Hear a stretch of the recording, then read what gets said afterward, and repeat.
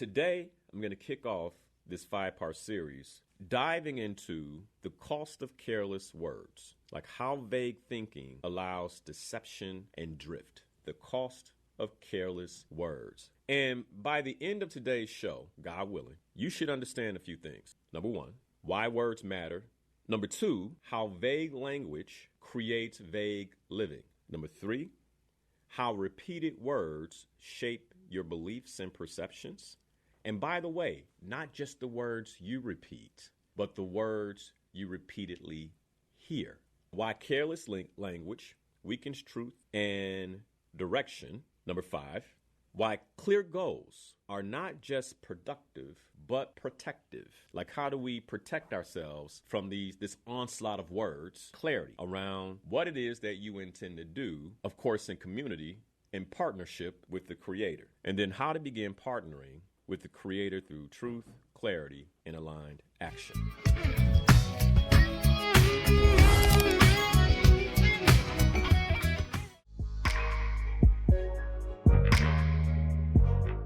Words. Words are the reason that people are struggling. Words are the reason why people are filled with anxiety. Words are the reason why people are struggling with fear.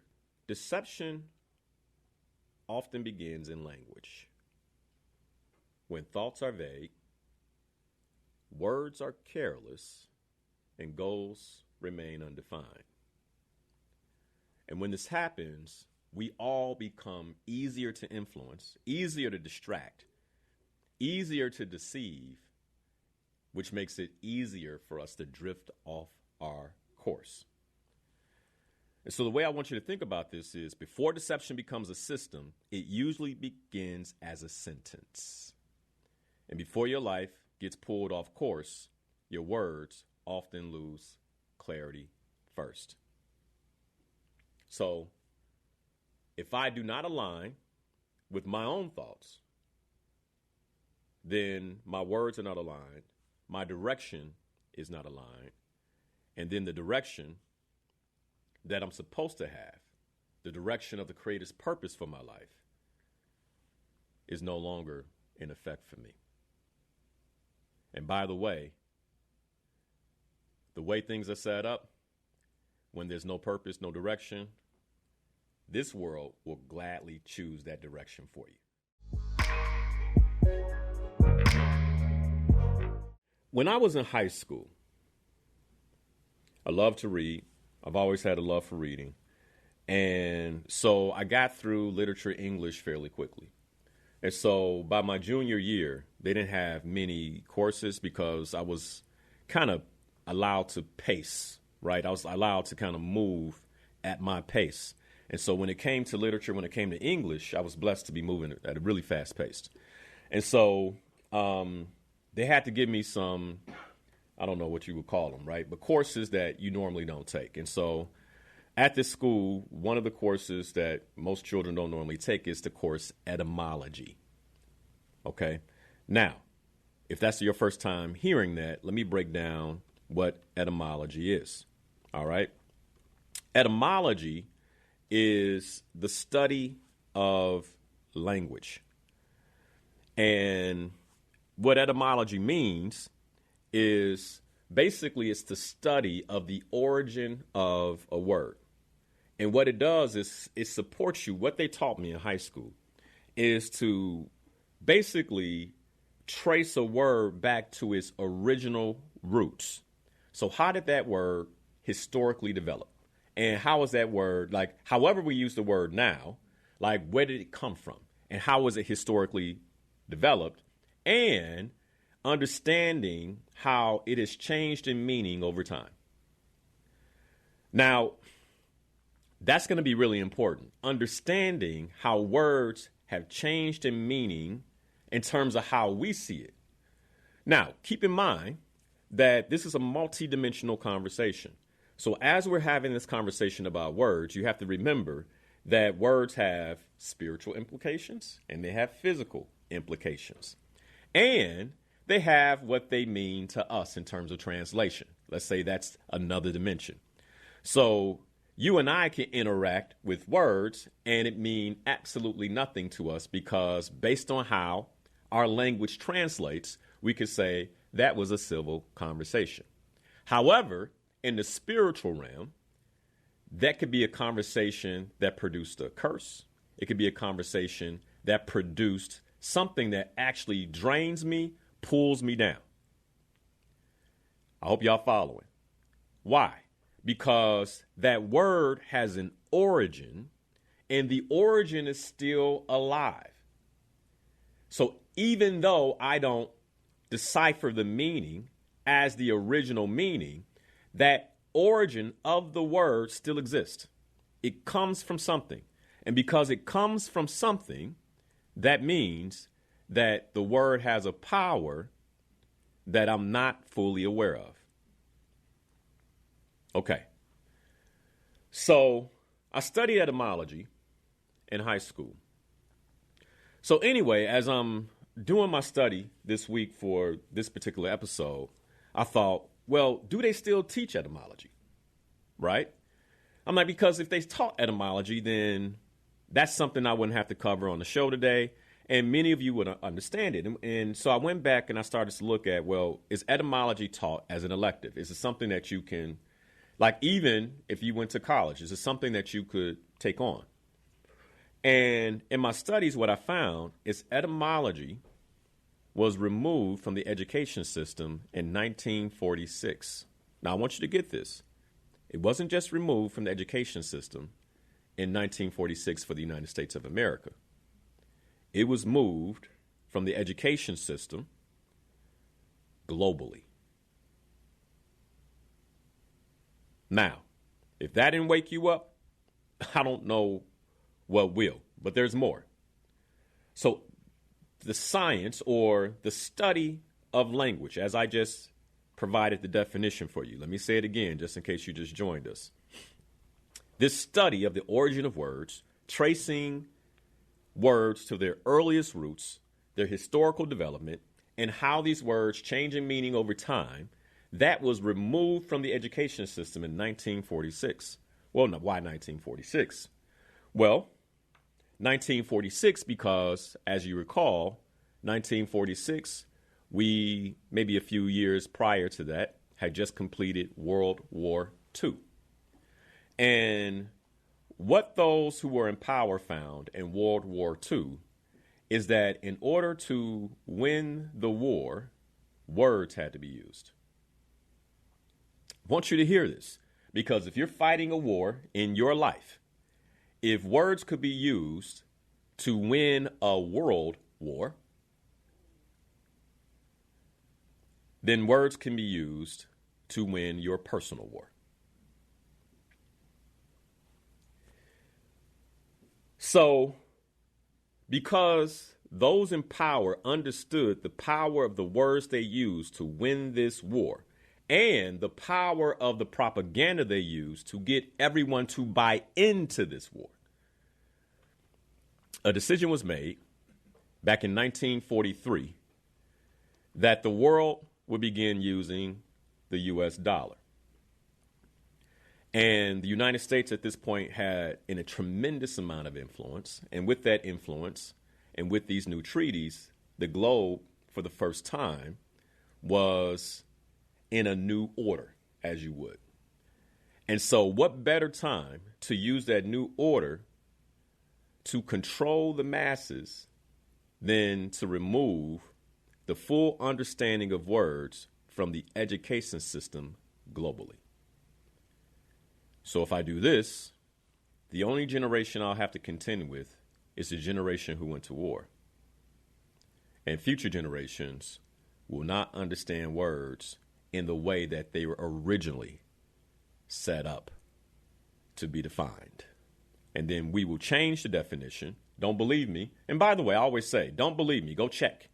Go check all this, right? But then we can begin to change the definitions, i.e. the different editions of dictionaries, to what it is that we truly want these words to mean, thereby taking away the full understanding, either positive or negative, of the words that people are using. Case in point, the word mortgage. which, when you do the etymology on the word, actually means death pledge. That's just one. I got a boatload I could throw at you. Now, and somebody might say, well, Linal, didn't you sign a mortgage? I did, and I have. Multiple. But I go in understanding what I'm signing, and I counteract that with a prayer every time. Right? I'm signing this to gain control, and then thereby with gaining control on the back end of this pledge, because I understand that the principle has been pushed to the end so that I can never pay it off. That's why it's called a death pledge.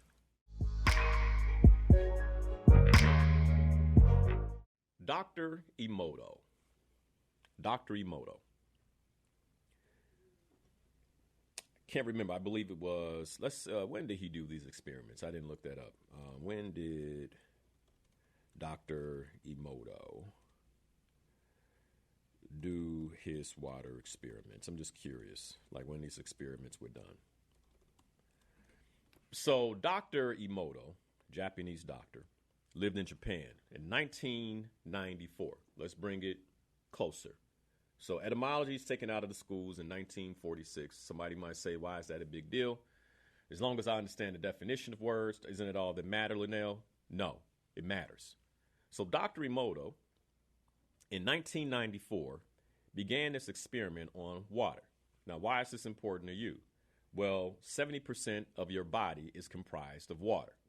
I don't think you got to go look that one up or fact check it. All right.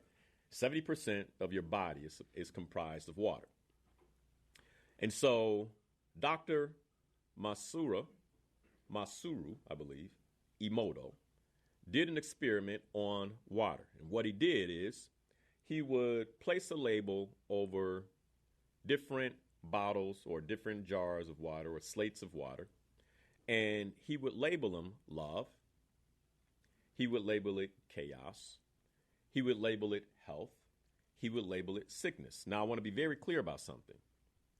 He would speak over the water, and then he would put a label on the water. And what he would do then is he would crystallize the water and then take a microscope to the water to see if the water impacted how the crystals in the water were formed. Here's what he found. And again, you can go look this up. You don't have to believe me, but this is what he found. The crystals, the water crystals that were frozen under the word love. Love was spoken to the water. Love was written or labeled on the water, had the most elaborate and symmetric and beautiful patterns he had ever seen. However, the water that was crystallized and given hate or hate was spoken over it and labeled hate had the most chaotic crystallization forms you've ever seen. You can go Google it and look at it. Okay. What does that mean?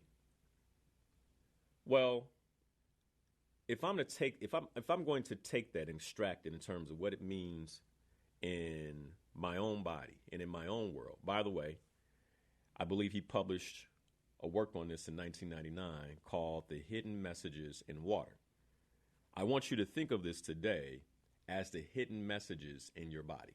Because if you're comprised of 70% water and you're speaking words that you don't understand the etymology of, that means that these words are having an impact on your body. That means that these words are having an impact on your space. And so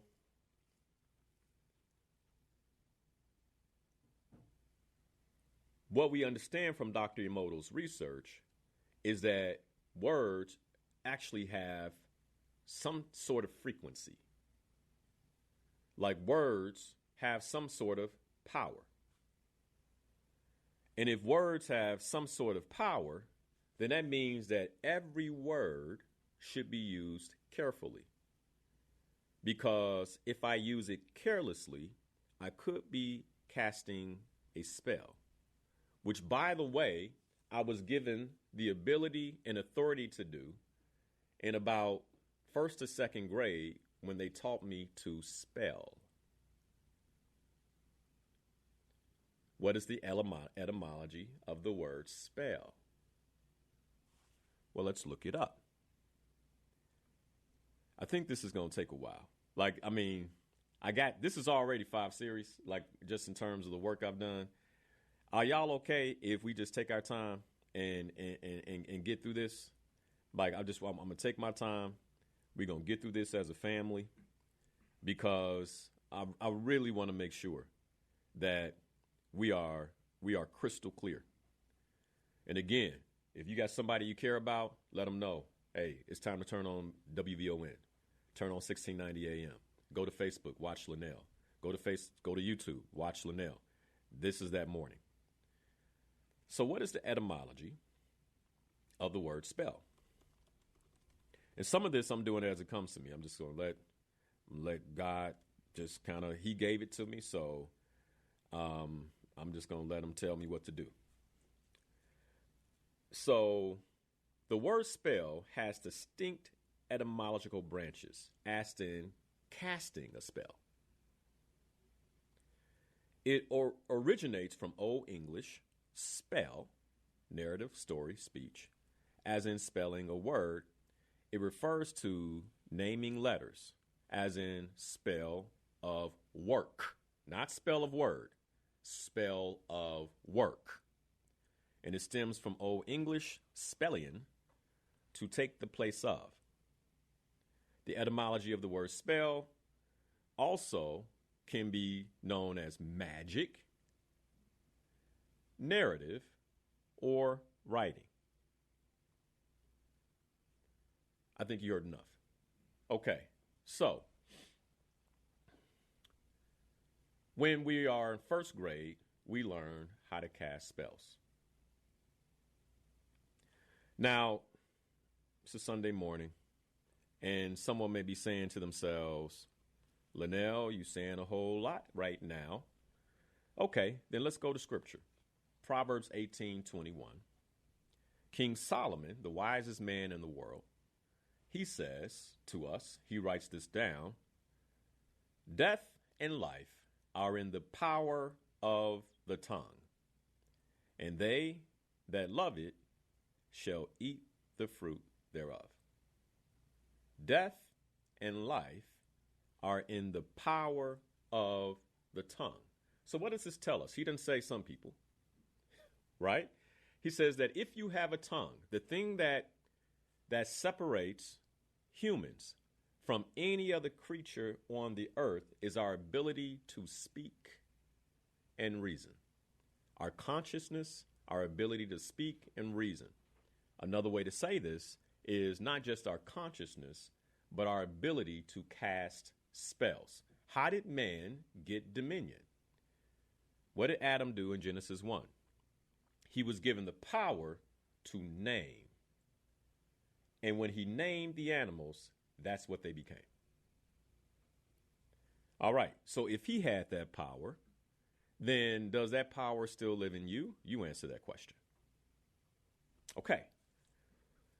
So then someone may be saying, well, I don't really be meaning it when I say certain things.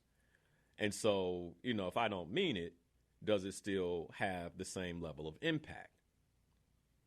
Well, the law of cause and effect says that every cause, so every utterance, every syllable produces an effect. Nothing happens in isolation. So once again, as you look around the world that you've created, what do you see? Because what you see is the effect of something that has been caused in your life, and I would say most likely by words. Most likely by words. Let's say 80%. By the way, that's just me throwing a number out there. Be clear about that, because a lot of what I'm going to say is researched, and what was not researched, I want you to know is my thought, right? Well, let's say 80%. Why do I say 80%? Because of the 80-20 principle and how things arrive or move on the planet based on Pareto's principle. So that's why I'm guessing 80%. Okay. Again, another principle. And so if I do not align my thoughts, words, and directions with the Creator's purpose for my life, the world will gladly do it for me. Here was my breakthrough. Like I said, I've been wrestling with this idea of fear and anxiety in the community. And I've been asking the Creator, praying about it, saying, like, how can I support our community, especially at a time like this? And as we go through the series, I'm going to start breaking down.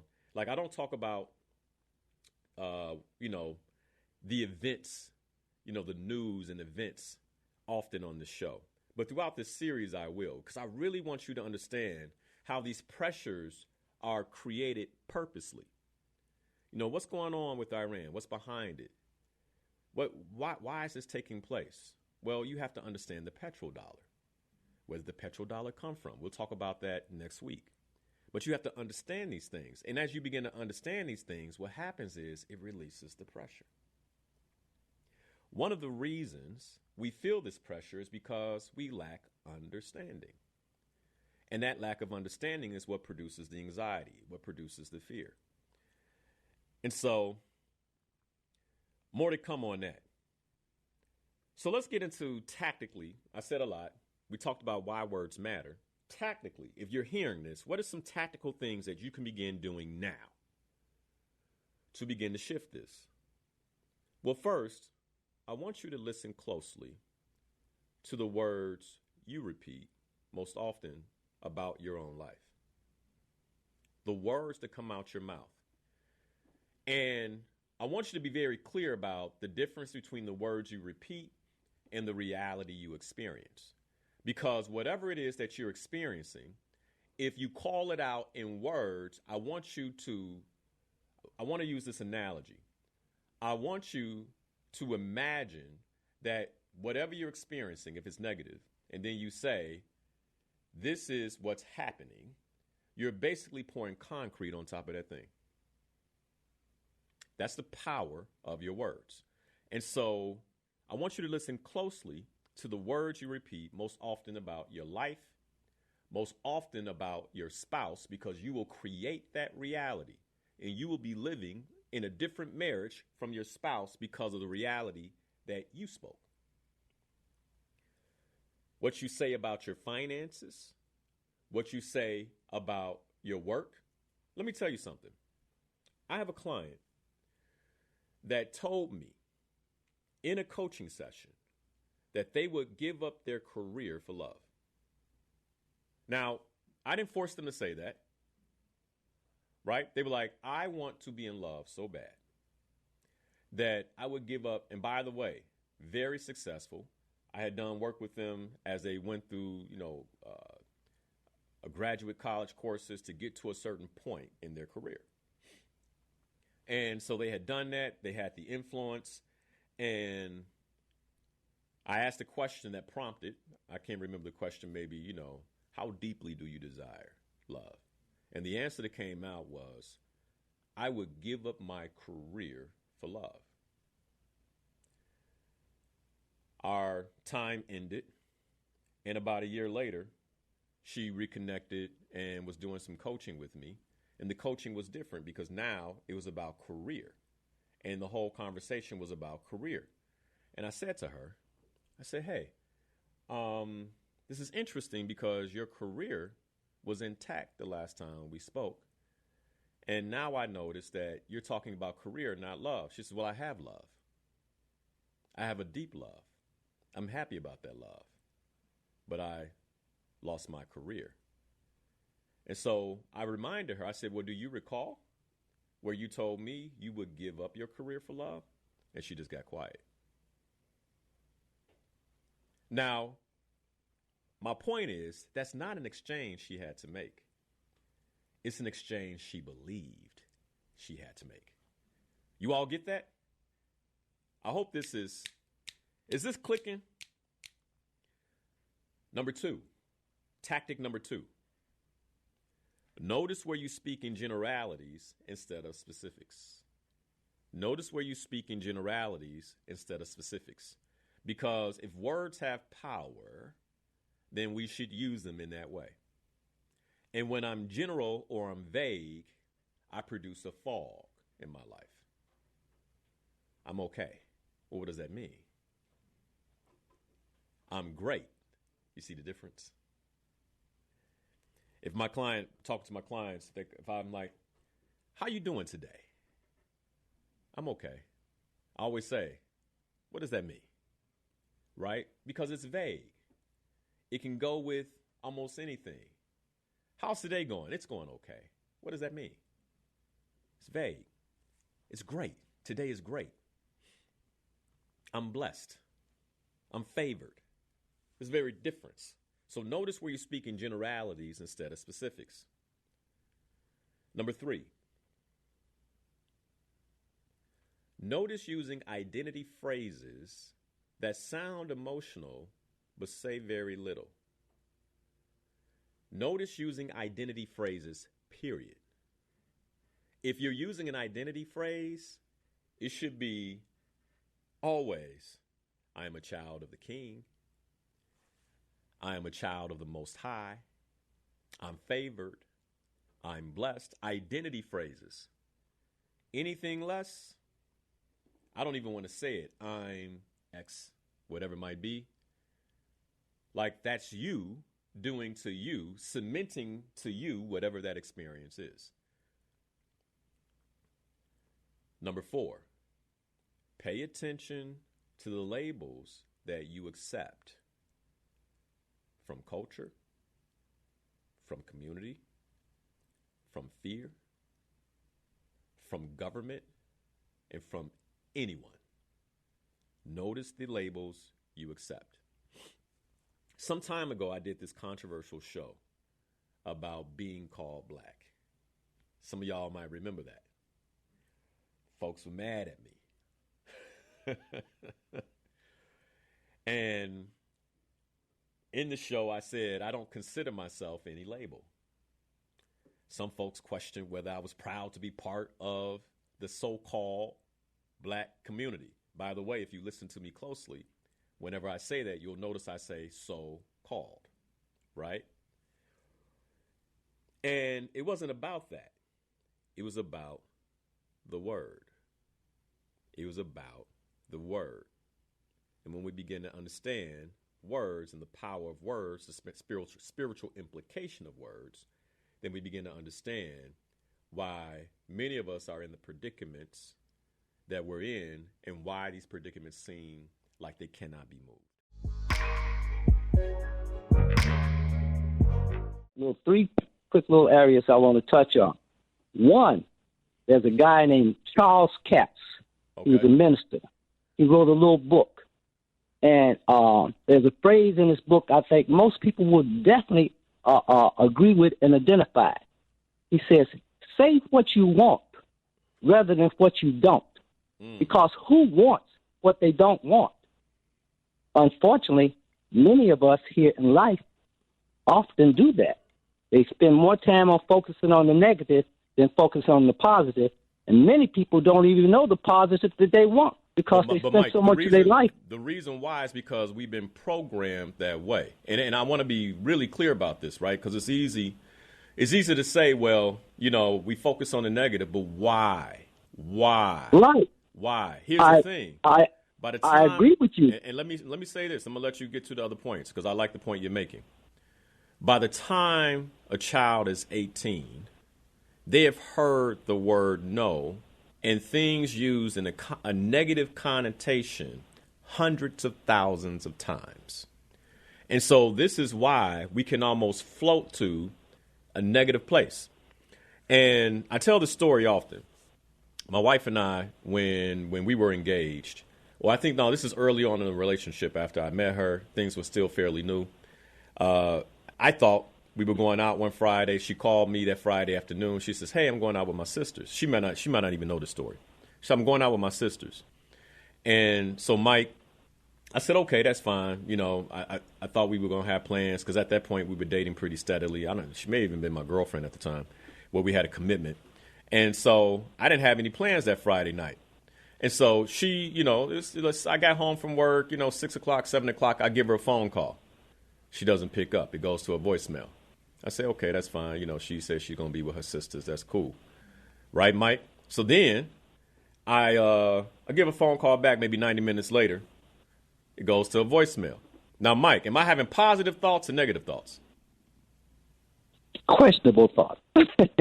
I'm asking. It's because we live in a world of polarity, right? The law of polarity states you either get one or the other. That's where the East gets the yin yang from. That's a very powerful law. Either I'm having positive thoughts or I'm having negative thoughts. What kind of thoughts am I having? Good chance negative. Yes, sir. Right now, what do you think those negative thoughts started to do as they creeped into my spirit? Is she really with her sister? Yeah, I start to question things. I start to create stories. These stories start to create a physiological response in my body. Guess what happens, Mike? You may choose wrongly. I started to choose wrongly. You know what I started to do? I went to my closet, started pulling out my nice clothes, because guess what I'm going to do? Right, go out. If she going to be out with who knows who, I can go out. Right? So a negative thought starts to produce negative actions. I get in the shower. I get clean. When I get out, my phone rings. I don't know the phone number. I pick it up. It's her sister. In the background, I hear my wife laughing with her sisters in the car, and they all teasing her because she was like, I had to call you because my phone went dead. I'm with my sisters. My phone is in Vivian's car. Just call this number if you need me. Who produced all the negativity, brother?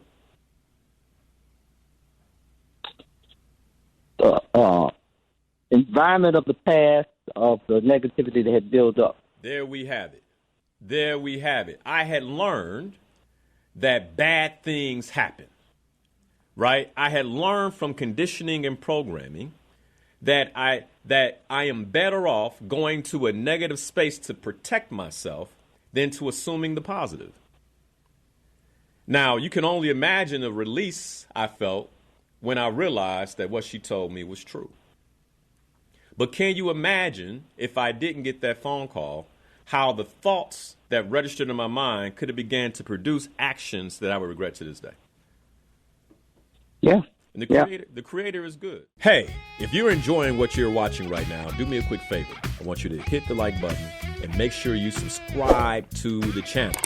And don't forget to tap the notification bell so you never miss when we drop new content. Seriously, it means the world that you're here. Thanks for watching, and let's get back to it.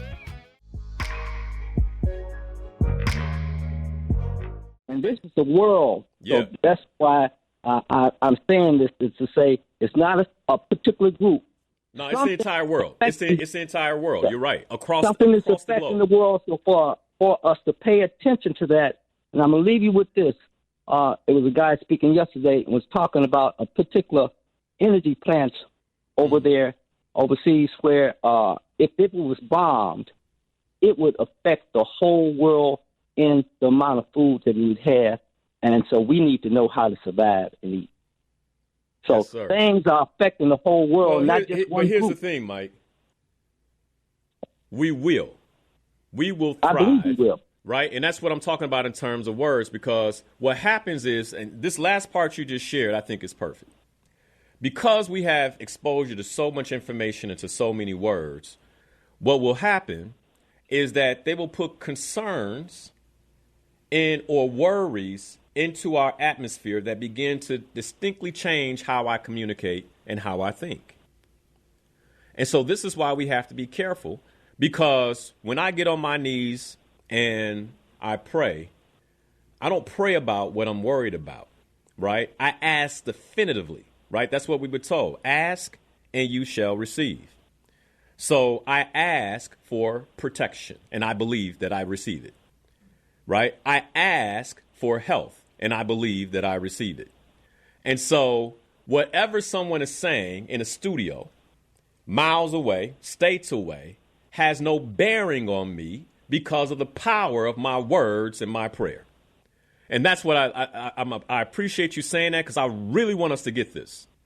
I really want us to get how the Creator, how he created us, is that we have authority and we have power if we understand how to properly use our words in concert with him, which is why our connection to him is so incredibly important.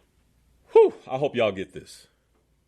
And you see how we came full circle in that conversation? 2 great points, and then a worry. And I love you, Brother Mike. You know I do. But the context was worry. Like, if they do this, then what? Like, but the if, right, is what creates the opening for anxiety and fear. The if is what creates opening for anxiety and fear. Right now, Psalms 56:3 is coming to me. Why is that coming to me? Why is that coming to me? When I am afraid, I put my trust in you. Psalms 56:3. That just popped into my mind. That's why it came to me. When I am afraid, I put my trust in you. There we go. It's that simple. And I would use, when those openings come, let's say, because we are exposed to words, right? When those openings come, use scripture to close them. Okay, let's continue.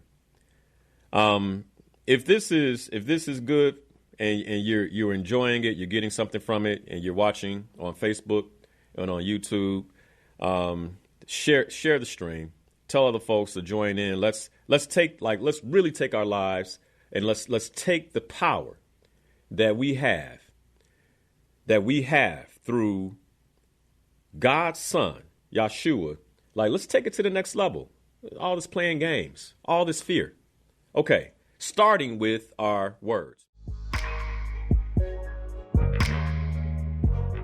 So here's some strategies for us to consider in terms of why words matter. Words frame our perception. Perception creates our reality. You've heard that cliche, right? What you perceive is what's real. I gave a story about that with Mike. What I perceived was that I was being fooled, right? It became real for me all the way in my body, right? It became real. I had the physiological responses like, nah. I even called my buddy like, man, what do you think about this? He's like, bro, nah. Right. So then what we'll do is we'll even have a negative experience where we'll find someone to co-sign to make the negative experience real. Don't get played. What are you talking about? Right. So I'm like, oh, yeah, I can't get, man, let's go out. Yeah. Let me get in the shower. I start picking my clothes. Right. I'm having a very real experience based on a perception. Where do the words come from? The words came from my thoughts. The words came from my thoughts. Those thoughts came from previous experiences. But if I'm looking to create something new, that's what my wife and I agreed to when we first met, create something new. Then I have to renew my mind in that. Otherwise, I'm going to go to the place I know to go. Right? So the first strategy is to understand that your words actually frame your perception, and your perception frames your reality. Number 2, repeated phrases normalize your beliefs. For those of you who attended the masterclass, I talked about how I often will repeat the phrases. I am great. I am powerful. I can do anything I put my mind to. I am great. I am powerful. I can do anything I put my mind to. If you wonder why, Linal just a little bit different, repeated phrases normalize beliefs. And so these repeated phrases have seeped into my belief, right? So I believe it now. I believe it now. And so I can't help but show up the way that I believe. Where are you? If you don't have that level of confidence and self-belief, consider that a strategy for you is to begin repeating phrases that will normalize your belief. This is the power of words. Like if we understand that words create spells, right? What's another one? Cursive. What is the base word of cursive? You don't have to know etymology to know that, right? Not everybody knew how to write cursive. So the people who knew how to write cursive, what were they doing with those words? You just go, make some notes and just go do some research later and watch your mind get blown. But repeated phrases normalize beliefs. So if I have this power of words and casting spells, right? Life and death is in the power of the tongue. Then why don't I unify and partner with the Creator to transform my life through words? Most importantly, His word. Most importantly, His word. I was meditating on this earlier. We're not going to get through all my notes, so y'all going to have to come back next week. That's fine. Hopefully you'll be excited to do that after today's show. This week I was meditating on this. So I've been two places in the scripture, Genesis 1 and 2. I just been listening to it over and over again. And John 1. John 1. Now, why is John 1 so special? Because he opens with, in the beginning was the Word. The cost of careless words. I believe when John wrote that, that's just like, let's read the whole sentence. In the beginning was the Word, and the Word was with God, and the Word was God. One sentence. I believe that's a sentence that took him a long time to write. You don't come up with that kind of beauty. Just unless it could have came in a moment inspired, right? Sometimes you write it down and you go, whoa. And I believe that when he read it back, he said, wow. Thank you. Thank you for allowing me to be an instrument. Beautiful. Let's keep reading. In the beginning was the Word. We're talking about the cost of careless words. In the very beginning was the Word. And the Word was with God, and the Word was God. If you don't believe words are important, you're insane. Just off John 1. Who is God? The creator of all things. If the Word was God, that means the Word is the creator of all things. Who are we? Children of God. If we have access to words, what are the words doing? Your word is you. I want y'all to sit. Like if I am a carbon copy of the Creator and His word is Him, I want y'all to follow me. Then my word is me.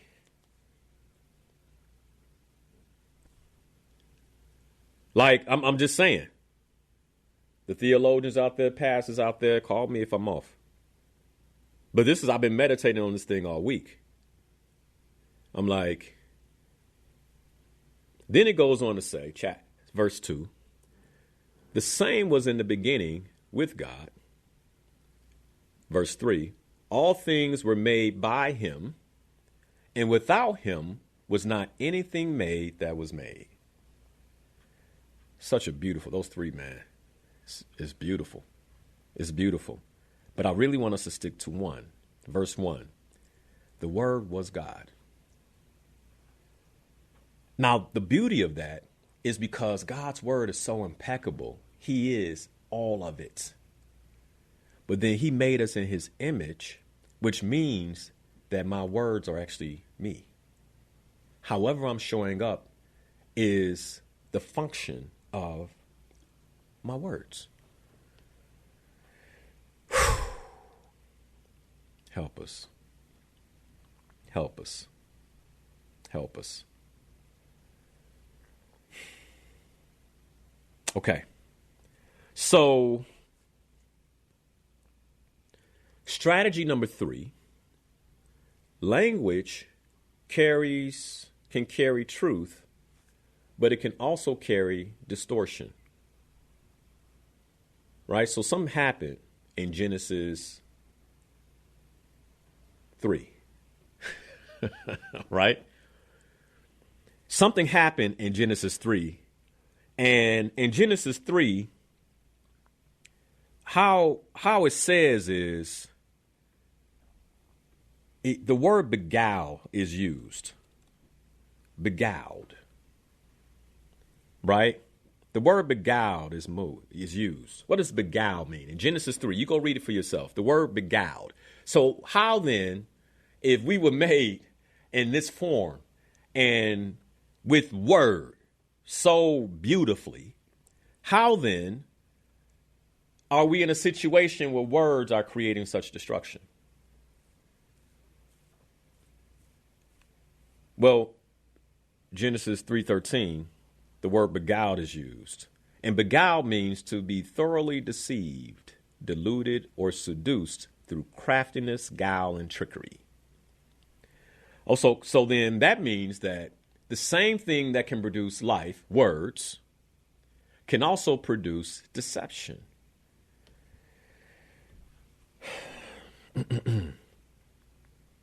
So language can carry truth, right?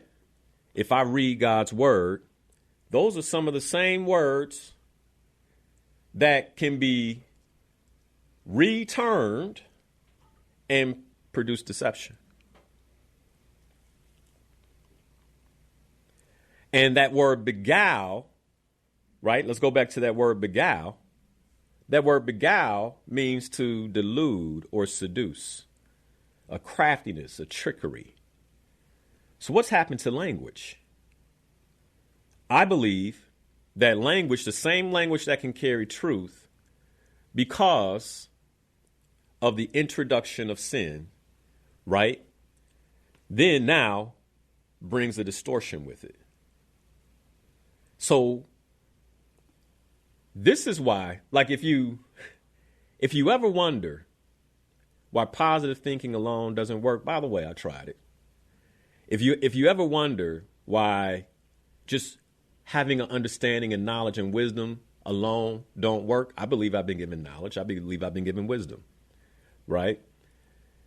But those things just don't work by themselves because words have a multidimensional nature. And these same words can be used to deceive you. And if you're not operating in the spirit, you could be deceived. This is why you want partnership, no matter how smart you are.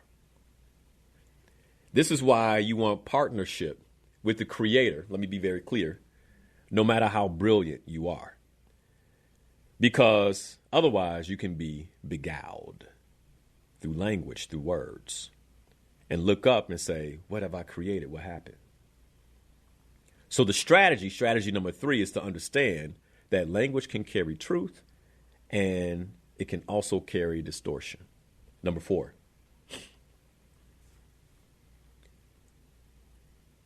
Careless words are the containers of careless thinking. All right. So what does that mean? What is careless thinking? Well, careless thinking is letting my mind wander. The scripture tells us about that, right? To bring my mind into subjection. So I allow my mind to wander. If you wonder how all this stuff is connected, like one of the reasons I had to get to a point where it's like, all right, gloves off, is because you can't overcome this fear and this anxiety otherwise. You can't overcome these things. You got to understand what's really happening. You got to get in partnership. So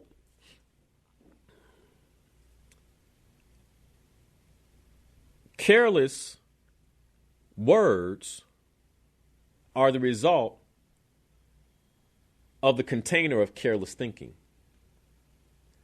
And so, like, there's certain, I can't allow myself to think a particular way, but then what produces my thinking? My inputs. Remember I talked about this barrage of words?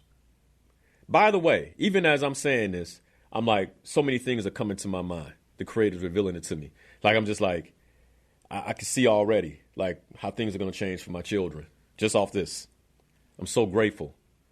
I was thinking that as I walked into the studio this morning. I said, man, The gift that this show has been in my life is that it forces me to go deep. And because it forces me to go deep, like I get to be a container for this kind of wisdom. I'm so grateful. And then that has a consequence on my family. So I'm grateful for you. I'm grateful for you all.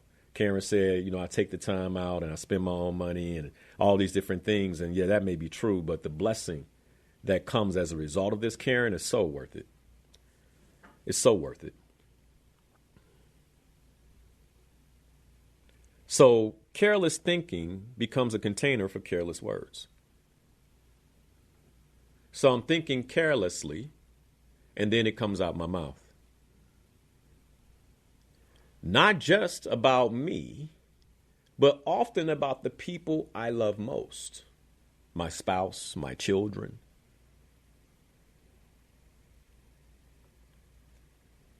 So why is this important? Well, the Creator gave us certain principles and laws.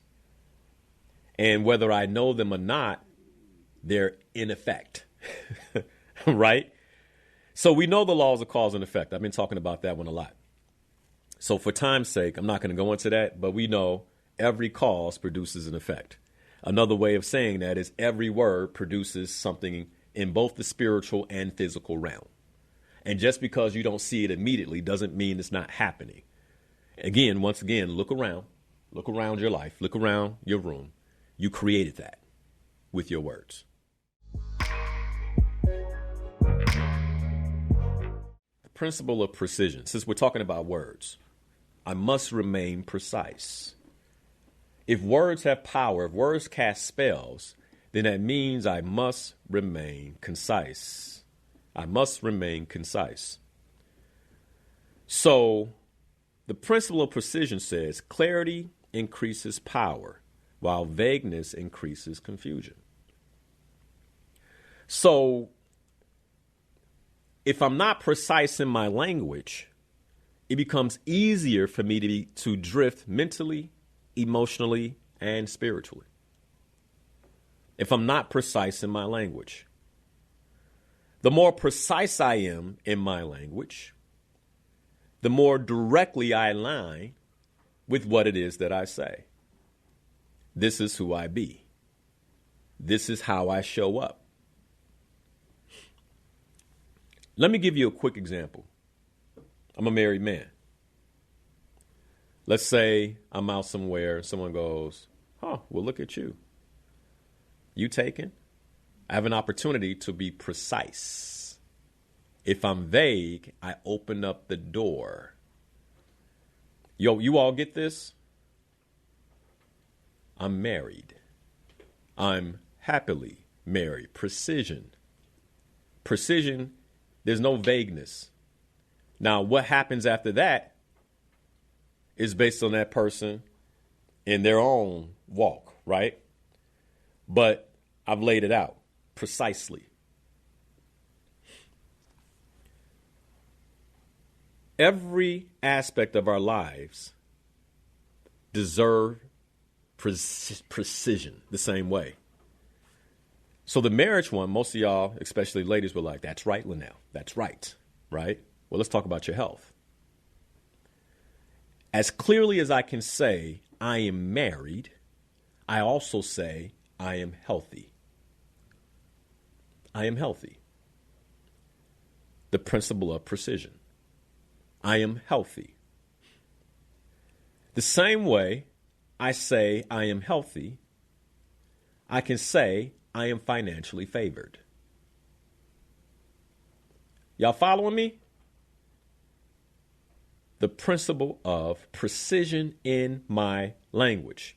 Now, someone would say, well, Linal, last time I went to the doctor, they're not saying that to me.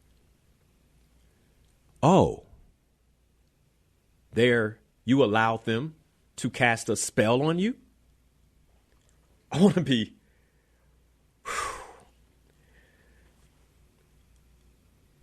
if I am precise in my language, it will show up in my being. Now, let me be very clear about something. the definition of faith equals belief plus action. And so when I say it, I must believe it. And if I believe it, that means I'm acting on it. So if I say I am healthy, that means I have healthy actions to back up what I'm saying. Otherwise, there's holes in my words. When I'm saying I am happily married, there are actions that back that up. When I'm saying I'm financially favored, there are actions that back that up. I'm saving. I'm accounting, right? There are actions that back up financial favor. Well, I don't want to look at my books like that. You better take the action so you can be in financial favor. Even if it don't add up right now, right? You're looking at red. Take the action. It is the action that then begins producing what you say, the financial favor. The principle of precision. Now, here's what's happening in part 3. I believe I talk about the media in this series. You want to be a part of this series, I'm telling you. There's a principle. We're going to come back to this principle in part 3. The principle of framing. So here's what happens with words. Because the English language has all these meanings, what happens, there's an art of words, right? Edward Bernays wrote the book Propaganda. Like, part of it is how to use words to beguile and deceive, right? Propaganda is a use of words to beguile and deceive you. If I wanted to run some propaganda, right, some advertising, one of the biggest ones right now is the weight loss drug. I was telling my wife, I'm like, I am having a hard time understanding how something that has been proven to cause all types of health concerns is the all-time craze, right? But they're using the principle of framing and propaganda. And what happens is people see that this pharmakeia, what is pharmakeia? What is the etymology of pharmakeia? Pharmacy. Sorcery and witchcraft. It's right there in front of you. Don't believe me? Go look it up. So this drug is sorcery and it's witchcraft. And what happens is in commercials, they use the principle of framing. What is the principle of framing? The way something is presented and how it affects the way you understand it. You tell me about medicinal commercials, and you tell me they're not using the principle of framing. They present it in a way that affects how you fully understand it. If that weren't the case, then why don't they read the side effects real slow? Very slow. Why don't they start with, as you watch this commercial, we need you to understand that if you take this drug, it can cause suicidal thoughts, diarrhea, sweaty feet. I'm just making stuff up, right? Right? You won't even keep listening. But they have to, what they do is they show you an image of someone running and smiling. I saw one for skiing the other day, and I think the girl was playing volleyball, and she pulled up her sleeves. And I said, they don't even have sleeves in volleyball uniforms. They pulled, but it's framing, right? They're getting you to say, you can show your skin now. She pulled up her sleeves and she smiled and she went to go spike the ball. And they showed you all the wonderful things. They told you all the wonderful words. And then they framed the side effects because they have to by law. That's another word that's interesting in etymology. Law. And they use the principle of framing to quickly say, this drug will... But while they were saying those things, they framed it with her smiling and hugging friends. They were in the huddle. These same laws and these same principles are being used against you. This is why we have to have an understanding.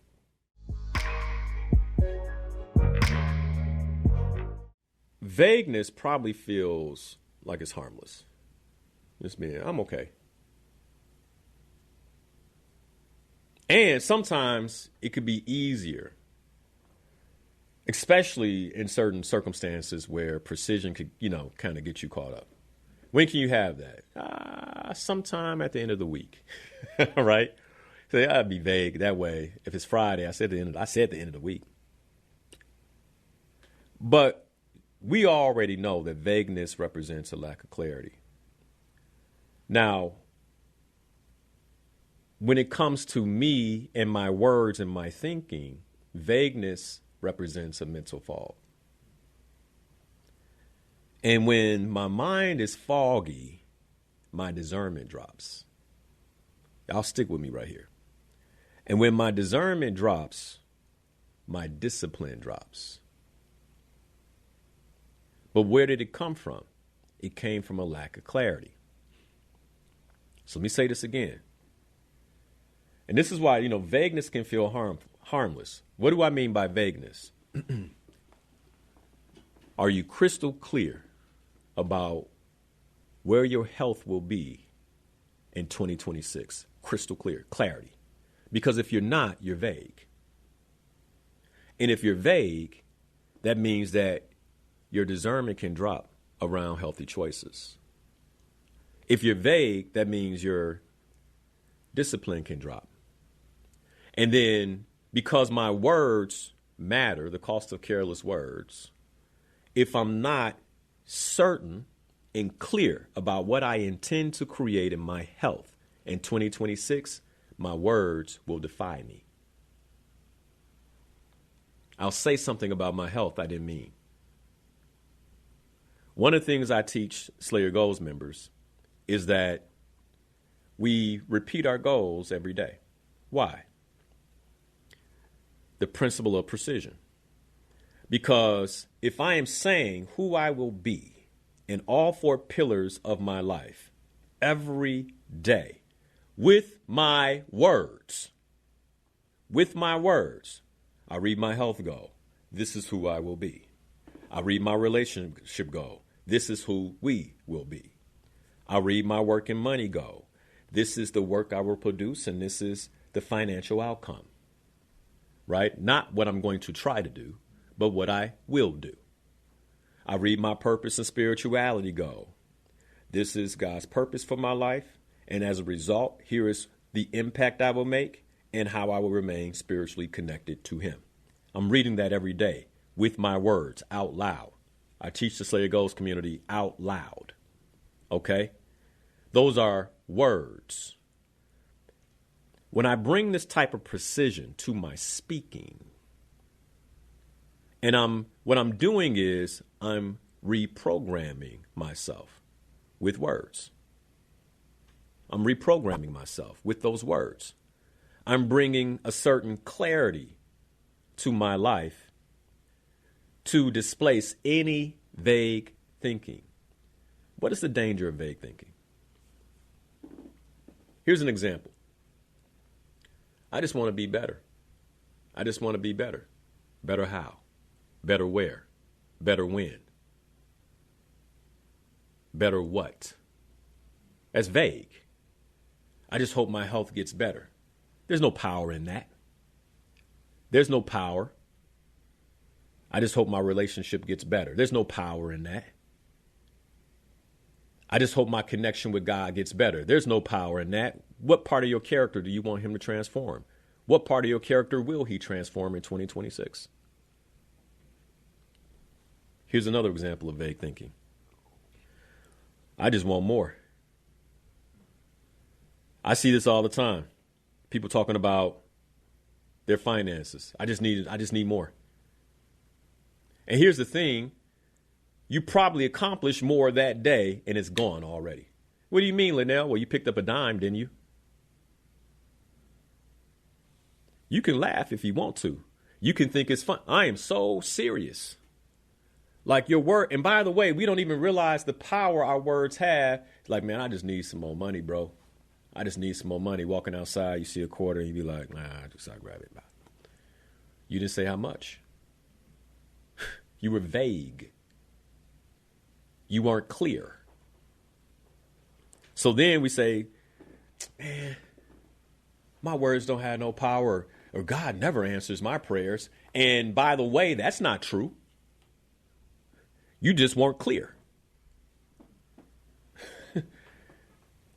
You asked and you received, just not in the capacity that you anticipated. Well, shouldn't he know my thoughts and shouldn't he know my mind?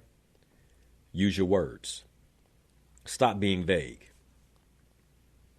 Here's another thing about vague things. Things are hard right now. What things? What needs to be removed? What needs to be handled? Get clear. That's the beauty of setting goals, because you get like, okay, well, this is what's happening. I was walking through my health goals with the Slayer Goals members. We had a working strategy session this past Monday. And I was very clear. I showed them my health goal. Very clear about the aspects of my health I want to see transform. You talk to a Slayer Goals member that was there, they could say, Linal is working on this, this, and this. Clear.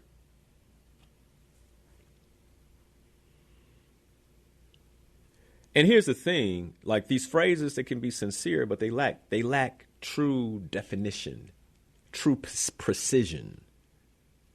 And what happens is vague thoughts produce vague decisions. I can't tell you how many times I've seen somebody, because they're not clear, like, well, I want to eat healthy. And so they'll say, well, it's a vague thought, a vague healthy thought, right? So then they'd be like, yeah, man, I'm eating healthier. I had a vegan donut. Oh. So instead of the eggs and milk, you just had the same amount of sugar? But they believe it's healthy, right? Because vague thoughts produce vague decisions. Vague decisions create weak commitments. Well, I guess this week I'm going to eat healthier. Well, if you're vague in that, then guess your decision making is going to be vague too. Weak commitments create drift, because then you're like, well, I don't do what I'm going to say what I do, so you don't trust your own word. Imagine that. And then when I don't trust my own words, what happens is I begin to use my words carelessly, because they don't matter. I don't see results in my life from my words. But you haven't been precise. You've been vague.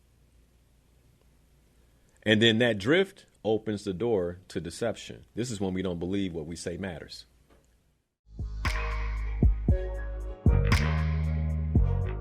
There's a principle around drift. It's called the principle of drift.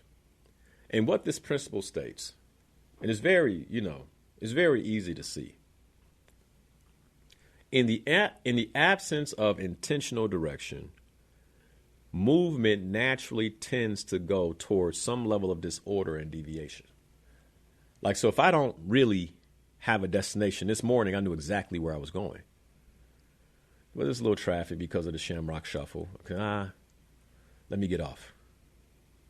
I could end up anywhere if I'm not clear. The scary thing is, I believe this is happening in people's lives. We're choosing careers this way. We're choosing spouses this way. We're raising our children this way.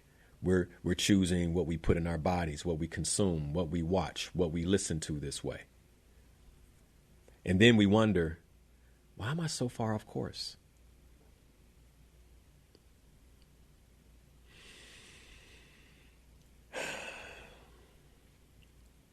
This morning, my prayer, I didn't get to everything, but I believe I said what needed to be said for this first episode in this series. And that is, we do not ultimately lead ourselves. We do not ultimately lead ourselves. We must partner with the Creator. Partner with the Creator for direction. Partner with the Creator in terms of our thoughts, parting with the Creator in terms of what sits in our minds, so that way what we speak and what we say is clear and it's precise. So I don't become a casualty of the cost of careless words. I don't become a casualty of deception. I don't open myself up to get beguiled, because that's the word we live in now. And because of that, I don't wake up one day and realize that my life has been adrift. Not because of something someone else said, but because of the words I've said. Thank you for watching Inspirational Perspective. If you love this show and you want to see more content like this, you can go right here. And if you like this subject and you want to see much more content that we have available for you, just click the button here. As always, thanks for watching. Be sure to watch the show live, 7 a.m. every Sunday morning on WBON Radio, or you can catch it right here on YouTube or Facebook.com/Coach Linal Harris. Be sure to hit that like button. If you haven't already, be sure to subscribe so we can get more content just like this to you.